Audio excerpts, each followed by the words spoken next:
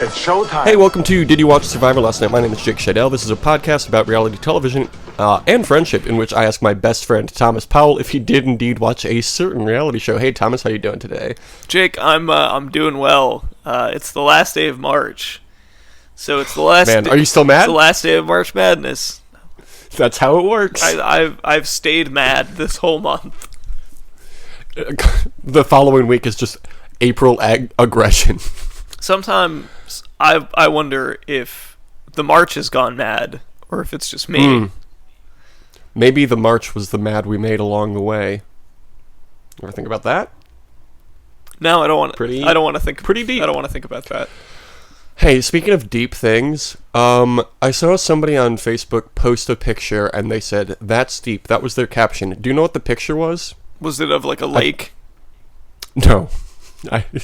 That would at least be somewhat understandable. It was a picture of Deadpool from the comics, and he's holding a my comic. God, is it a meme? It says, since Deadpool is the only character who knows he's in the comic, that means he's the only one who's aware that Stan Lee has passed away. Oh my God. And then this person wrote, "That's deep." No, it's not. You made a logical leap that doesn't exist. Like, did Deadpool ever be like, hell yeah, Stan Lee in the comics? Probably. Yeah, you're probably right. That's as insufferable as every Deadpool comic. Yeah. Well, did you see the new Deadpool 2? That's a movie, right? I mean, I did see it, but when it came out like a year ago. I didn't see it. It's one of those things where the Deadpool movies are like fine, and it's entirely because of every other character in the movie. Like, usually the supporting they have just a good enough supporting cast in both movies to get around how fucking annoying that character is. Well, it's funny because he like knows he's in the thing. Yeah, he's like very. That's really funny. Yeah, he's breaking the fourth wall all the time. I love it. And he's gonna be in the Avengers now. Like, that's pretty cool. I can't wait for that. He's gonna be like Tony Stark. I can't wait for him to derail a couple of scenes. It's gonna be so funny. Imagine him with Doctor Strange. I'm laughing already. I love the Marvel Cinematic Universe. I can't wait for Endgame. Does Endgame mean it's gonna be over now for good? Yeah, they're not doing any more of them. That's why it's gonna be 10 hours long.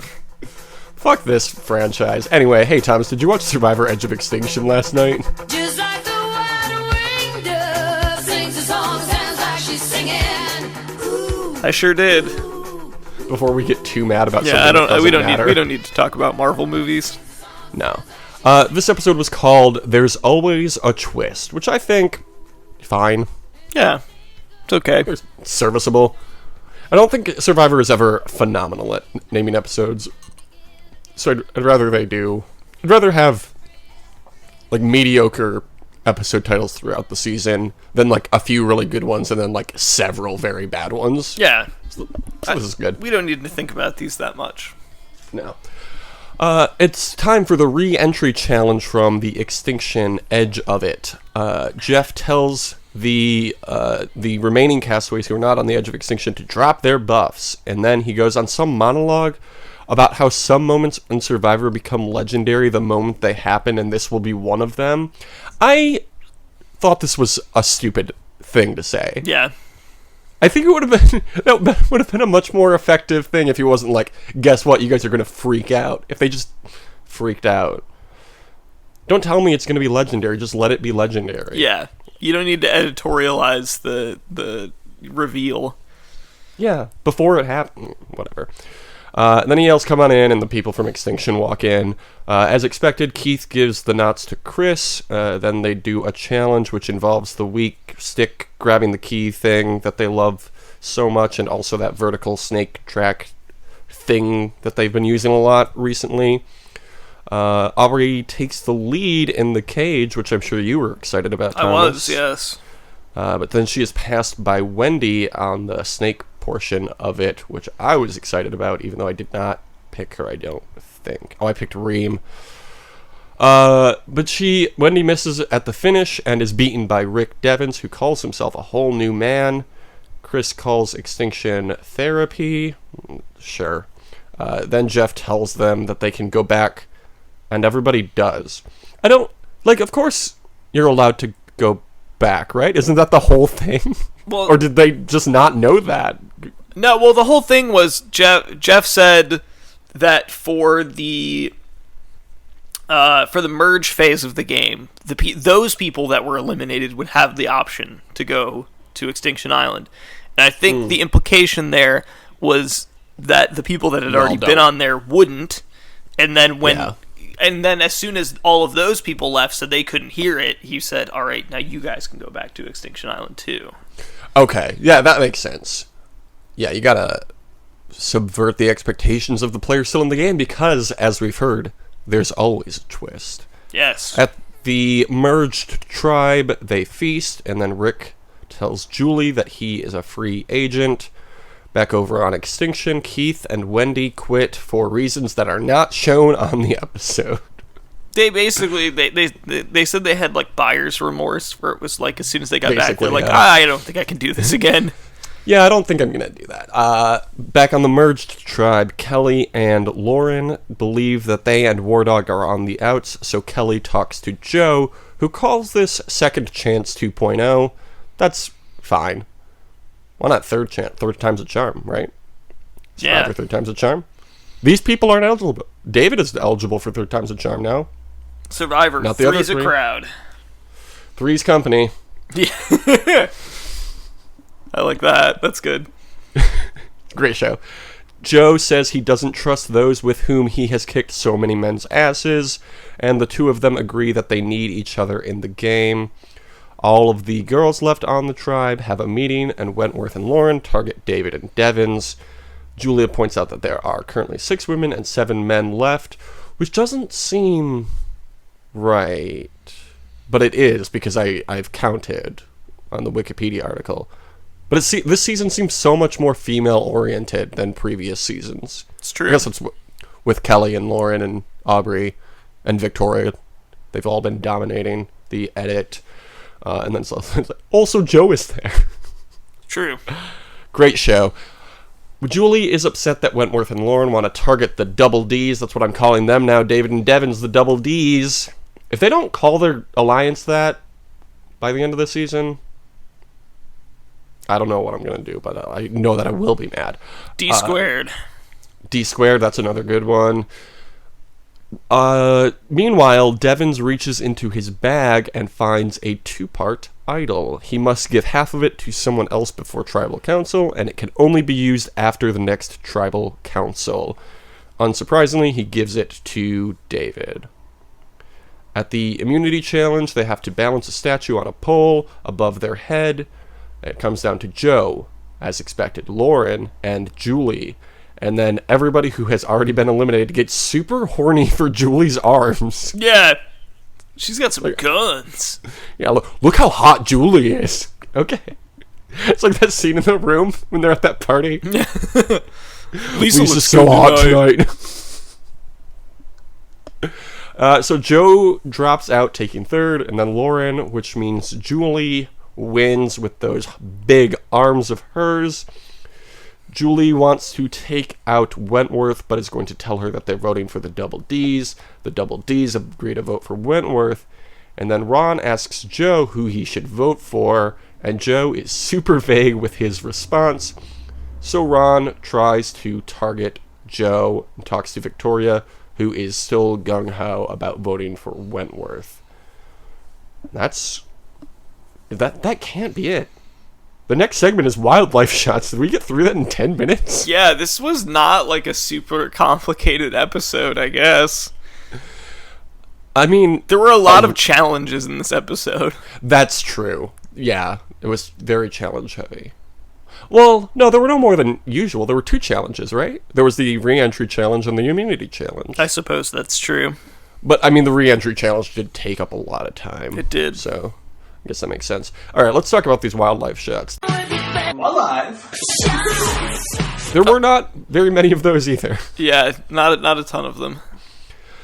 There was a spider, and then there was also a bird, which I believe to be the red-vented... Oh, meant to look up the pronunciation of this. Bulbul? Okay. The red-vented bulbul, B-U-L-B-U-L, is how that's spelled. It can be found all around the Indian and Pacific Oceans. It has a dark brown body and a black head, and it kind of looks like it has a mohawk from the right angle, which is good. It's about 20 centimeters long. Okay. And I thought you said 27 meters long and not 20 centimeters. I was like, what? They're big birds. You know Big Bird from Sesame Street? It's like that. It's like that, but even bigger. Here's the thing with these birds.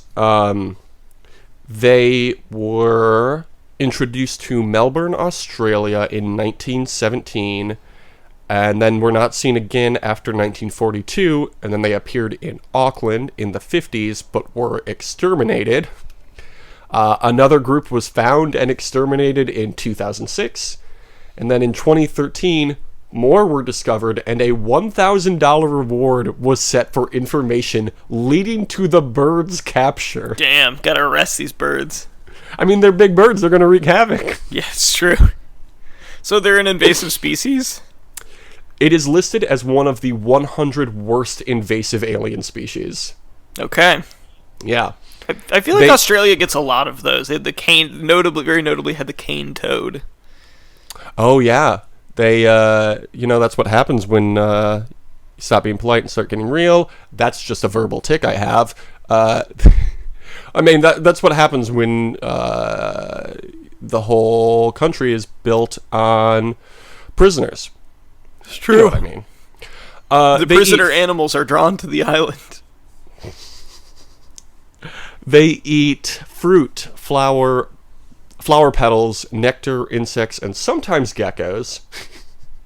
They're like, I'll indulge. I'll eat a gecko. Treating myself today. One time, another connection to Survivor. One time, a nest was found built on a water hyacinth plant. Oh, okay. Going back to Ty and Korong. Also, final fact on the bulbul, the red-vented bulbul, like most birds, they host blood parasites. Did you know that about birds? I was not aware of this. Yep, apparently a lot of birds host blood parasites. I didn't look more into that, but I'm afraid of birds now. I guess that's why you gotta be... Is that why you need to be... Remember when, like, West Nile was going around and it was like, if there's a dead bird, like, don't touch it. Like, West Nile's mosquitoes, wasn't it? It was, but birds could also, like, carry it, I guess. Oh, really? So if there was, like, a dead bird, that. you could get it from that, potentially. Don't fucking touch dead birds. That should be just, like, common sense. Yeah. Not even because of, like, any disease or anything. Just, like, yeah, you that's shouldn't gross. need a reason not to touch a dead bird, but... Do you have a lot of pigeons in Grand Rapids? Not really, to be honest. That's nice. Not like a That's notable nice. amount of pigeons. God, we got so fucking many. And we have this fucking falcon. Our city mascot is this fucking falcon that's supposed to take out pigeons. And they're still everywhere. I'll see, like, pockets of them sleeping in the morning when I go into work. It's the weirdest thing. But seeing a dead one is the grossest thing I've ever seen. Like one that's just, like, splayed out in the middle of the street and all of its guts are hanging out. Ugh. That's not a... Birds are gross. Although, I did walk to the store today. Nope, not the store. I went to vote for the mayor. As I was walking back, I saw Went to the vote store. I went to the vote store to buy a vote. That's Chicago politics, baby. I mean, there's a reason they call it the Windy City, and it's not the wind, if you know what I mean. Anyway, I saw a finch, a big fat finch, a fluffy finch on a fence that I walked past, and I smiled real big. Good Sunday. There's a reason they call it the Big Wendy City. The Big Wendy City. That's good. That's the episode title now. Even though she left the game this episode. Big Wendy, love ya. Okay, let's talk about Tribal Council. They all take their seat, and Jeff tells them he will now bring in the members of the jury, who are the 3 people left on Extinction. What did you think of this? Pretty cool. I liked it. I like the people still in the game get to be the jury. I wonder how they're going to go forward. Like if Reem or Chris or Aubrey quit now, are they no longer on the jury? Or do they just go to Ponderosa and are still on the jury? Maybe they just go to Ponderosa. In which case, like, if you were Keith or Wendy, like, maybe you should have just stuck around for another minute. Yeah. Then you could go to Ponderosa. Yeah, but they didn't know that. And we also don't know that. My guess is if you're on Extinction, you're on the jury. But I guess we'll see moving forward. Okay, it could be the jury is when they do this next challenge, like anyone that does that challenge but doesn't win. Yeah, that makes sense. I don't know. I guess we'll see. It's interesting. It's so weird because, for 37 seasons, it's always been basically the same idea. And now this time they're changing it up, and we just have to trust that they know what they're doing. Yeah, it's kind of hard to do that sometimes. Yeah, they have hit some bumps in the past. Ron talks about being a comma strong. Did you know that there is a movie about Ron Clark? I did not know that. Do you know what it's called? Or do you have a guess of what it would be called? I have no idea. It's going to be so obvious once I tell you. It's the Ron Clark story. Oh, yeah. That's not fun. That's no fun. No. You know what is fun? What's that? The fact that Ron Clark is played by our friend, Matthew Perry. What? Yeah. Incredible.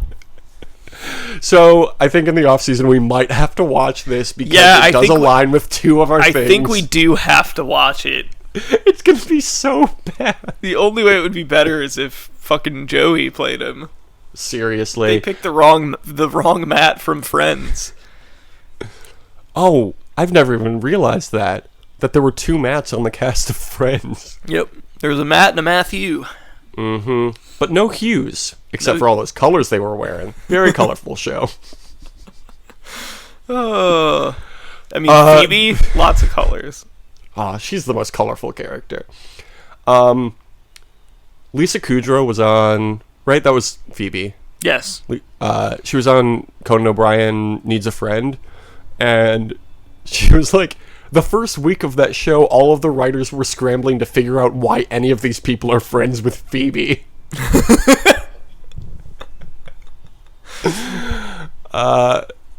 Okay, here's the last fact I'll tell you about the Ron Clark story. Oh boy.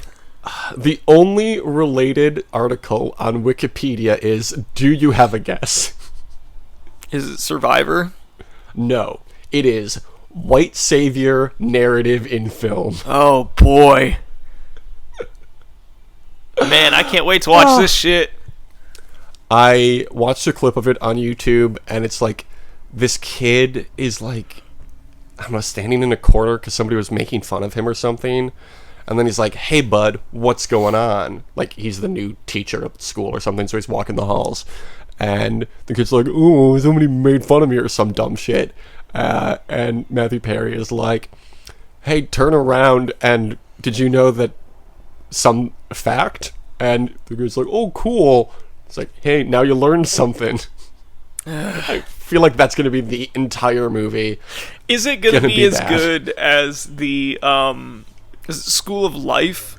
School of Life? The Ryan Reynolds movie. The Ryan Reynolds movie. Speaking of Deadpool, yeah, if you guys listening have not seen School of Life, it's fantastic. Is it a Lifetime movie or a Hallmark movie?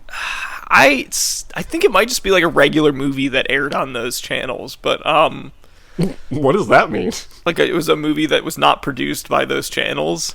Oh, but they just aired it. Yeah. Okay. Yeah, it's a movie. It's like one of those inspirational teacher movies, but the twist, because you got to do something new with it, is that Ryan Reynolds has cancer.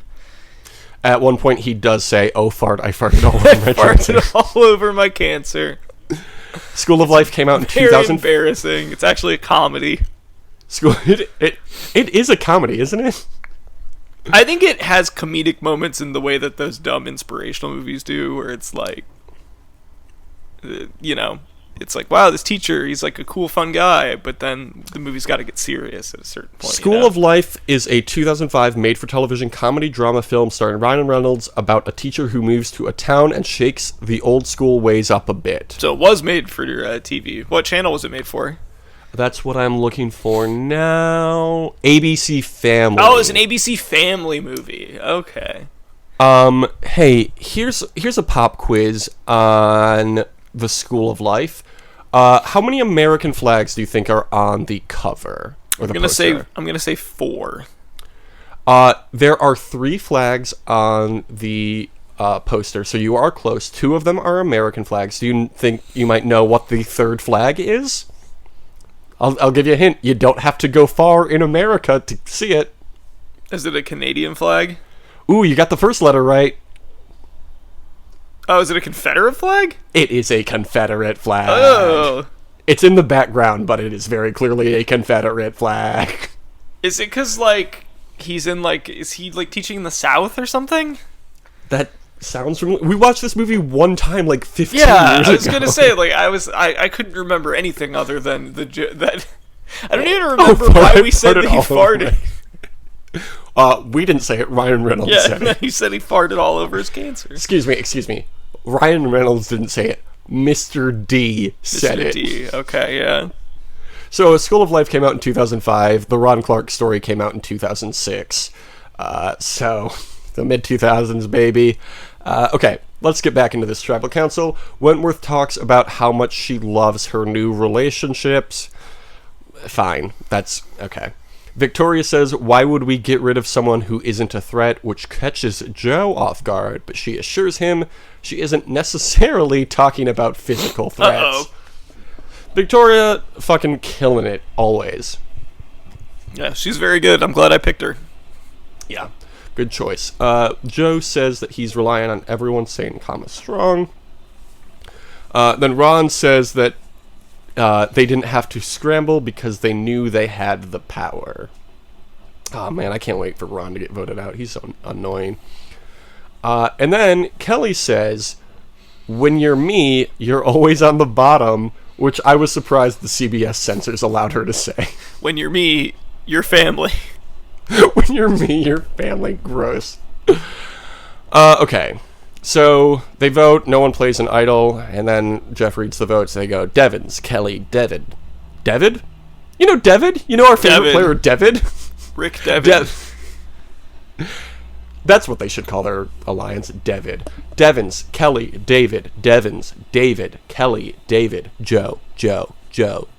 Where are we? A WWE event? Oh. This is about Joe.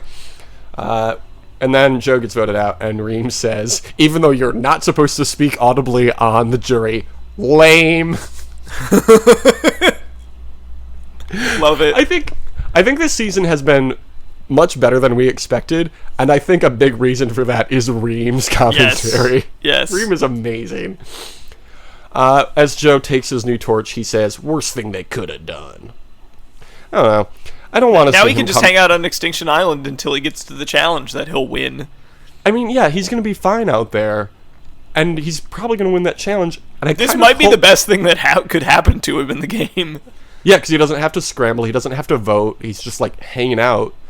And people were saying when this twist was announced and that Joe was on it, they were like, "Oh, they built this season for Joe to win," which they're probably right. I mean, maybe, yeah. I don't know. Seeing him come back from that, it's like, I don't know. It's expected. It's not going to be interesting, I don't think. Yeah, we'll find out. Yeah, we will find out, as with all things this season.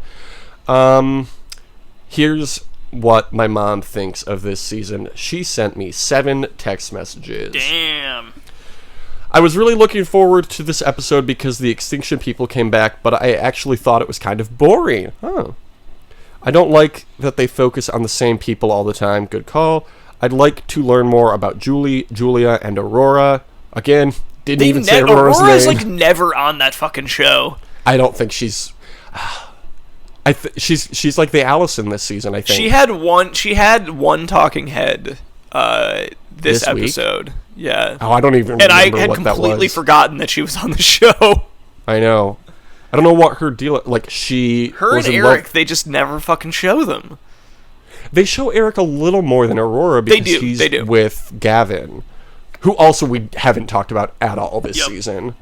I mean, that's just the comic people, though. War Dog seems to be flying under the radar.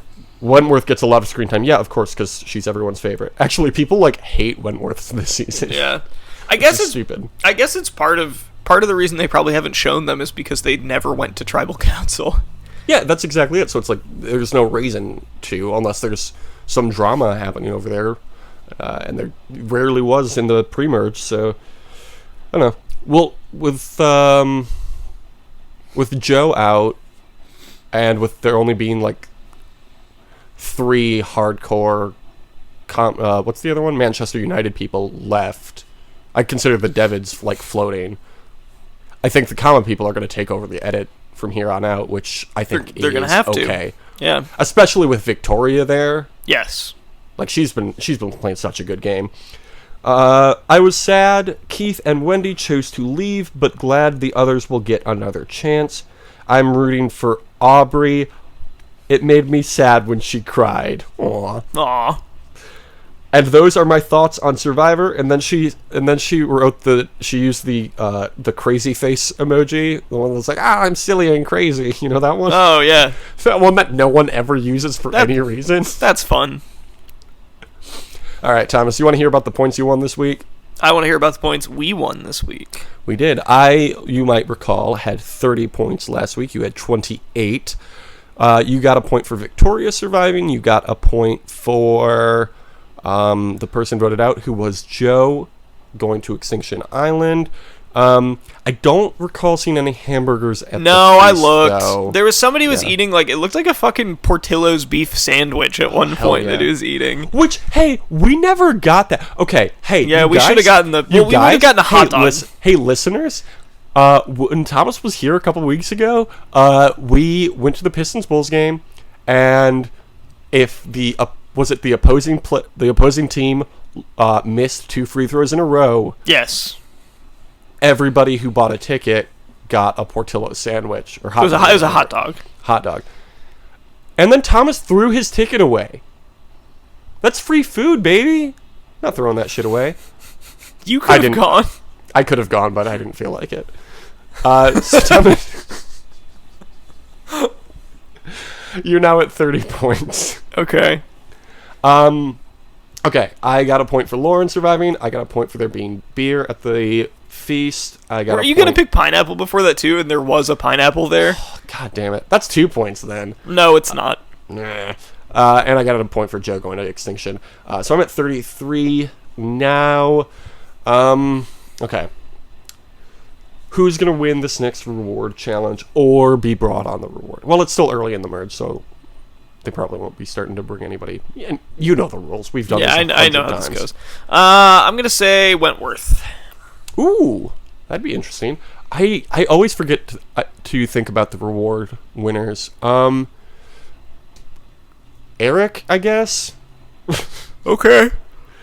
What's the reward going to be? I am expecting you to say hamburgers. I gotta go with my gut, and my gut's thinking hamburgers. My gut's always thinking hamburgers. Delicious.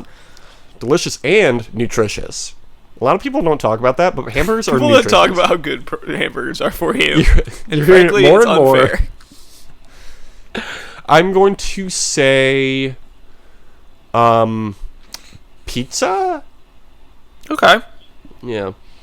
Who's winning immunity? Can't pick Joe anymore. Yeah, I really. do like that Joe was the first one out at the merge, so we can't rely on that for points Yeah, anymore. that's good. It makes things more interesting. I'm gonna say Lauren. Ooh, I would love to see that, because she is my person. I'm gonna say Victoria. Okay. Who was getting voted out, though? I got my pick. Gonna say Wentworth. With 2 idols on her side. I seriously doubt it. She got so close to playing her idol this week. Maybe not. So the Rick Devens idol is functional. It's eligible now. It's functional for this next week. Yes. Yes. if David gives him that other half. I'm gonna say that Aurora gets voted off because she has been doing nothing. Fine. I'm honestly fine with that. I'm gonna say Ron Clark. Oh man, that would be Clark cool. story. Yeah, no. Let's turn the page on this Ron Clark story. And I'm assuming we're both saying they're gonna go to Extinction. Yeah, I think everybody's gonna go to Extinction. Yeah, we say it every week, but will anyone quit on Extinction? That's not a point. I'm just asking if anybody will. And I don't think it'll. Yes. I don't think it'll happen just yet. Okay. I'm implementing a new rule for points starting now. If you think anybody's about to quit and you want to predict that, that's a point if it happens. But we don't have to pick one every week. You know what I mean? Does that make sense? I don't approve of this. You don't want to fuck with Extinction at all? No, because I think the idea, like, if you think somebody is going to quit, then couldn't you just say, like, every week, like, there's no incentive to not pick that somebody's going to leave, essentially. Yeah, I suppose. But, like, what if there were more points? No. You ever think about what if there were more points? No, I'm putting my foot down on this one. What if there were more points? Like Virginia over Purdue. Yeah. March Madness, baby. It certainly is. Did you watch that game? I did. It was a good game. Live? I'm pretty sure my roommate was, like, falling asleep when regulation ended, and I yelled so loud I don't think she has ever recovered. Yeah, it was a very exciting game. Yeah. So basketball's good. Here's what's happening on the challenge. Wes teaches his partner D how to swim. Theo and Kara, Nani and Turbo, and Wes and D win.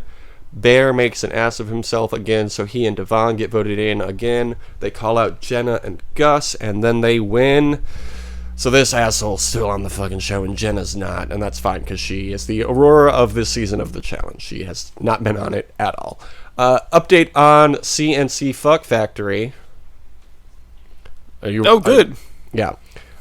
Corey posted a picture on Instagram with the caption being wedding rings, and it said link in bio, but that post has been deleted. Huh. So I was gonna say we could start calling CNC Fuck Factory CNC Married Factory, but I don't know what the fuck is going on now, because he deleted that post. But it was like the link in the bio was like inside Cheyenne and Corey's Jamaica wedding. Oh wow.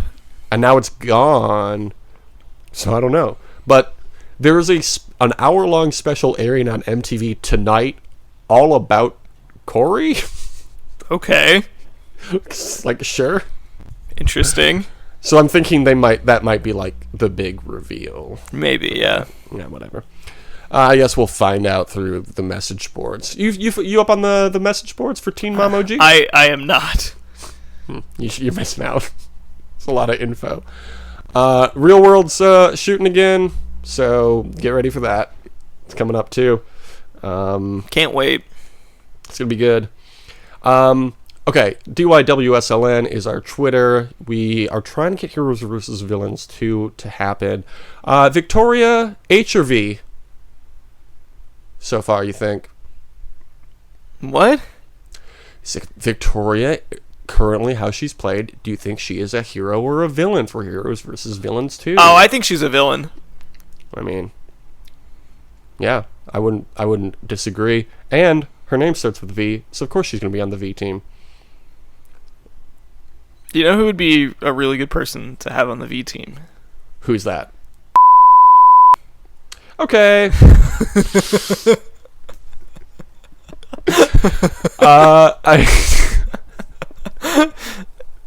Then on the Heroes, probably John Cena's a... That doesn't make sense. That's not a person. Well, John Cena is. John Cena is a person. Do you think he's going to face I just think Kurt he would Angle bring at his WrestleMania? To Stop saying all of it. the challenges. You're probably right. I would totally watch John Cena on Survivor. It'd be so good. You can follow me on Twitter at Jake Oh my god! Shadell. I just had another really good idea. What if? Oh, I don't. You're gonna make me bleep something out again. I don't want to hear it. You can follow Thomas at Tom.com on Twitter. Did WrestleMania and they called it What? Alexa Bliss is WrestleMania, hosting. Oh my god. and he had a match with John Cena. I mean, John Cena isn't scheduled for a match yet, and it's a week away. So You're going to do the dirtiest job of your career. yeah, I am so busy Putting John today. Cena over. I don't have the time to edit all this. Oh my god. Okay. The nice thing about you always doing it at the end is it's very easy to find when I'm editing it. Yeah, I try to do that on purpose, just That's so that I appreciate it's a little that. easier for you.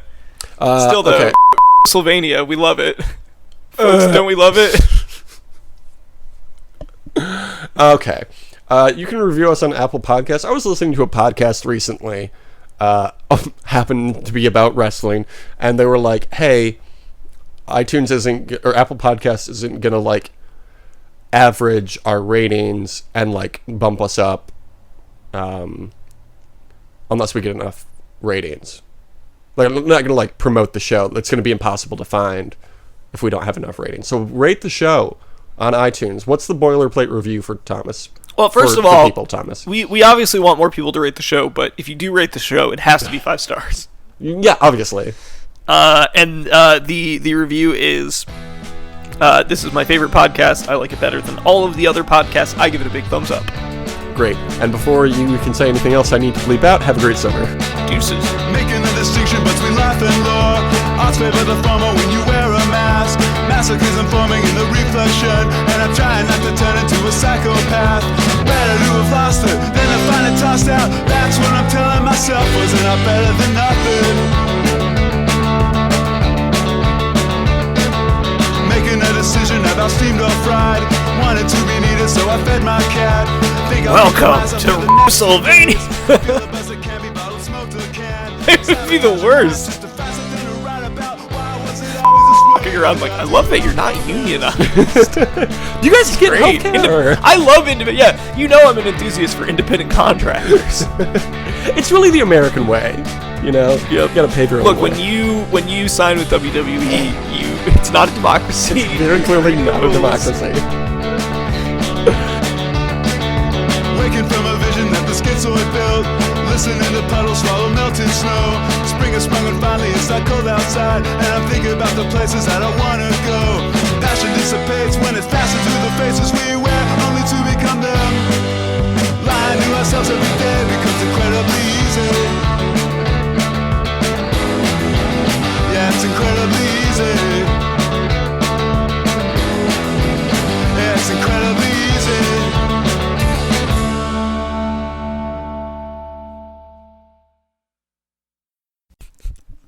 Glad to hear it.